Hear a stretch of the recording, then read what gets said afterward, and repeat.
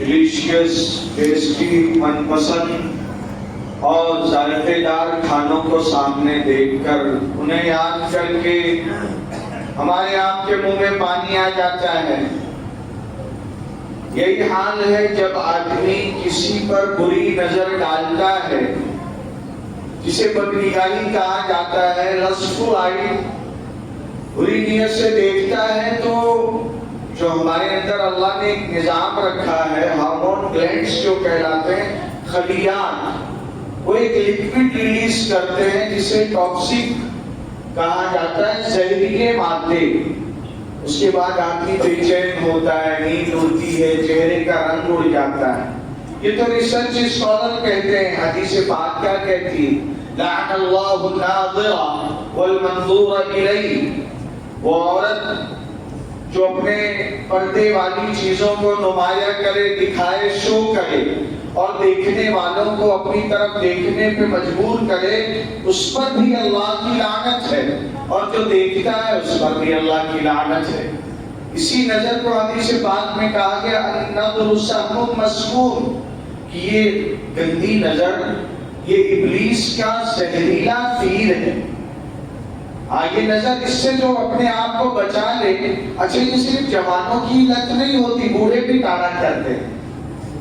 ایک بڑے میاں حضرت والی صاحب رحمۃ اللہ علیہ سے بیعت ہوئے، رونے لگے کابینہ میں، بہت روئے اور کہنے لگے حضرت میرا حال دیکھ رہے ہیں، بیٹھ جاؤں تو خود سے اٹھا نہیں جاتا، لیکن اس کے باوجود میری یہ نظر قابو میں نہیں، اپنی میں لڑکیوں کو دیکھا کرتا ہوں، میرا کیا ہوگا؟ فکر تو آئی نا کہ میرا کیا ہوگا آخر، کہ مجھ سے یہ عادت چھوٹ نہیں رہی ہے۔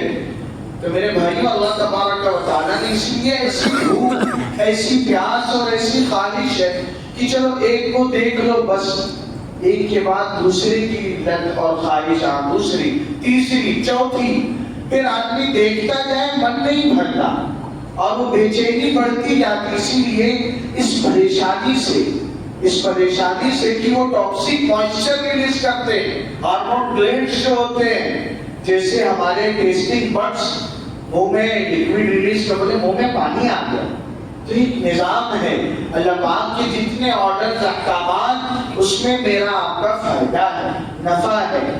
یہ عادت عورتوں کو بھی لگ جاتی ہے، برقع پہنی ہے لیکن نظر سے ایک دم جیسے ابھی جو ہے کیا کہا جائے، حیرت ہوتی ہے کہ ماں بہن نے کور کر رکھا ہے اپنے آپ کو، تو نظر اللہ کر کے نیچے کا راستہ دیکھنا ہے نا، سامنے والے کی آنکھ سے آنکھ تھوڑی ملانا ہے۔ ایک بڑی عمر کی خاتون گاؤں دیہات میں رہا کرتی تھی، پرانی ایک طبیعت، ان کے آنکھ میں بیماری ہو گئی۔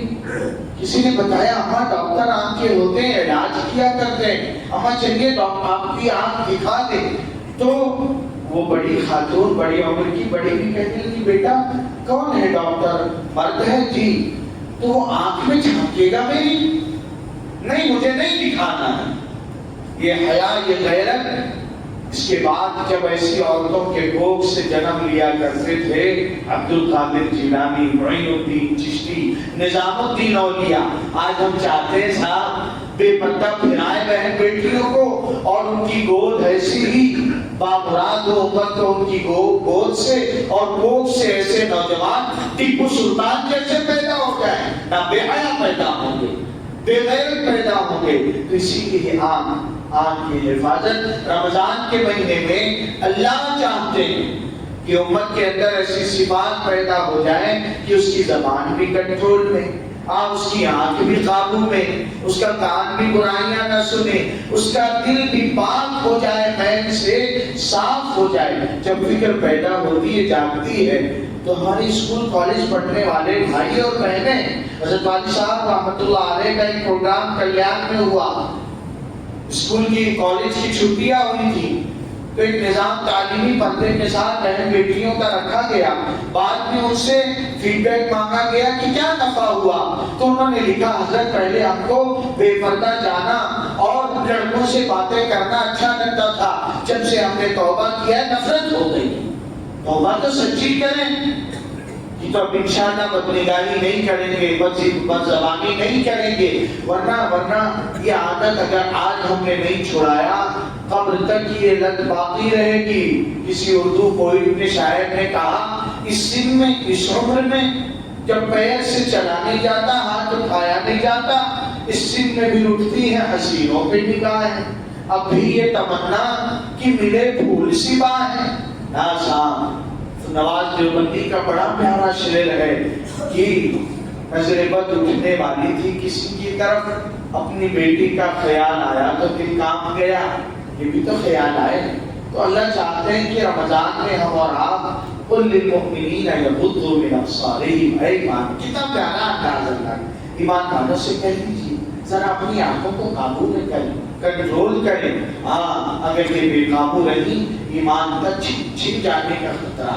ایسے ہی نہیں، میری اور آپ کی شکایت کیا ہے؟ تلاوت کا من نہیں کرتا، نماز پڑھنے کا تو جی نہیں چاہتا، ایک تسبیح پوری کر لوں توفیق نہیں ملتی۔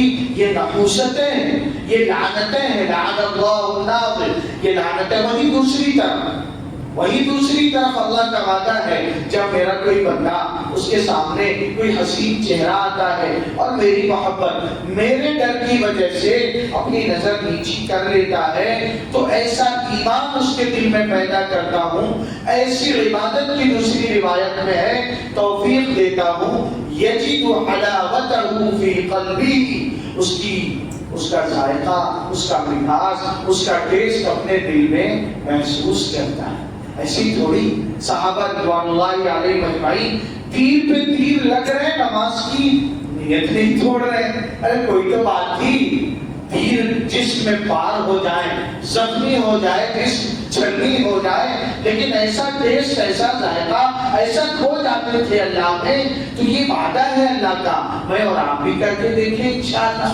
ہاں رمضان میں کر کے دیکھیں کیسا۔ ابھی کل ایک صاحب آئے تھے بانڈوب کے، حضرت والی صاحب سے بڑے، حضرت مرشد امت حضرت مولانا عبدالحلیم صاحب جو پوری رحمۃ اللہ علیہ سے بیٹھے، کہنے لگے کل جو ہر بات اور رو رہے تھے، بیٹھ ہوئے توبہ کیا کہ اب آپ سے بیٹھ ہوں گے۔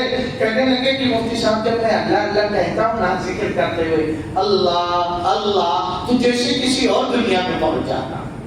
ہاں جیسے یہ اللہ مزہ آتا کرتے ہیں، تب تلاوت نماز زندگی کا اصل لطف اسی میں ہے۔ تو انشاءاللہ طے کریں آج توبہ کر لیں گے انشاءاللہ۔ ہاں 17 تاریخ ہے، خاص طور پہ صبح کے وقت دلی جنتر منتر پہ امت کے حقوق کے لیے، اوقاف کے لیے جہاں جو ہے ہمارے بڑے جمع ہوں گے، دعا تو کر سکتے ہیں۔ ارے بولو نا، ہم اور آپ نہیں جا سکے تو کم سے کم دعا تو کر سکتے ہیں، کچھ صدقہ نکالیں، کچھ دعا کریں، استغفار کریں کہ اللہ کو پسند ہے استغفار، اللہ فیصلے اچھے اتارتے، کریں گے انشاءاللہ۔ اللہ عمل کرنے کی توفیق عطا فرمائے۔ سبحان اللہ و بحمدہ، سبحان اللہ۔